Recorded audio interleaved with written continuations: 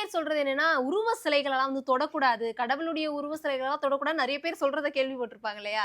அவங்களுக்கு நீங்க சொல்ற பதில்லாம் என்ன இல்லம்மா, மாதிரி? தமிழ்நாட்ட பொறுத்தவரைக்கும் தான் அந்த மாரி கல்ச்சர் இருக்கு. நீங்க நார்த்லாம் போனீங்கன்னா, சிவபெருமானுக்கு நம்மளே அபிஷேகம் பண்ணலாம். இப்போ கூட நான் ஒரு வருஷத்துக்கு முன்னாடி உத்தரகாண்ட் போயிருந்தேன். நம்ம கையால உத்தரகாண்ட்ல போனீங்கன்னா, நம்ப தான் அவருக்கு வந்து அபிஷேகத்த அபிஷேகம். பண்ணலாம். தண்ணீர் தான். நீர வந்து கங்கை நீர ஊத்தி அவருக்கு அபிஷேகம் பண்ணுவாங்க. இங்க நம்ம சந்தன அபிஷேகம் பண்ண சொல்றோம். மனப்பூர்வமா ஒன் டூ ஒன் கனெக்ட் ஆகுங்க. ஒரு சில விஷயங்கள் அவங்க சொல்றது உண்மையா இருந்தாலும் கூட, நம்ம வடநாட்ல இந்த மாரி விஷயம் இருக்குது. அது சிவபெருமான். நீங்க தான் சிவன் அகம் பிரம்மாஸ்மின்ற மாரி, நீங்க ஒன் டூ ஒன் கனெக்ட் ஆகுங்க. இதுக்கான உத்தரவு அம்மா குடுத்துட்டாங்க. இதுல வந்து நம்ம மறைக்கிறதுலாம் ஒண்ணும் இல்ல. அம்மாகிட்ட கேட்குறோம். செய்யுங்கன்னு சொன்ன பின்னாடி தான் இந்த விஷயத்த பொதுவன் மக்களும் சொல்ல பண்றோம். வரோம். எங்களுக்கு என்ன இதில என்ன எங்களுக்கு ரொம்ப ஒரு ஆத்மார்த்தமான விஷயம் என்னன்னா, நீங்க நேரடியா இறைவன்கிட்ட கனெக்ட் ஆவுங்க. ம். அம்மாகிட்ட நேரடியா பேசுங்க. ஐயாகிட்ட நேரடியா பேசுங்க. சித்தர்கிட்ட நேரடியா பேசுங்க.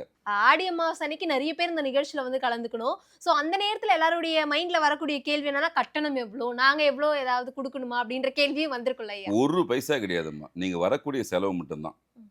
இப்போ உங்களுக்கு பக்தர்களுக்கு தங்கறதுக்கான இடத்தையே நாங்க ரெடி பண்ணியிருக்கோம். ம். ஐயா ரொம்ப தூரத்துலருந்து வருவாங்களே, அடிப்படை வசதிகள அவங்களுக்கு செஞ்சு தரணுன்றதுக்காக, நாங்க ஒரு குழு ஃபார்ம் பண்ணி, எங்க மூலியமா ஒரு சில சின்ன சின்ன விஷயங்கள பண்ணி, அதுவரைக்கும் ஒரு தங்குனா அவங்க ரெஸ்ட் எடுத்துட்டு போணும். பூஜை சாமான் எடுத்துட்டு வந்தா அவர வைக்க வேணும். வைக்கிறதுக்கு இடம். ஒரு பொங்கல் வைக்கிறதுனா ஒரு இடத்த வைக்கணும். அப்படின்ற நியதிய நாங்களா எங்களுக்குள்ள பேசுறோமே தவிர, பக்தர்கள்ட்ட யார்ட்டயும் எதுவும் கேட்கறது முடிவு இல்ல. அங்க உண்டியல் கிடையாது. பணம் சம்பந்தமான எந்த விஷயமே கிடையாது. முதல்ல இருந்தே உறுதியா இருக்கிறோம்.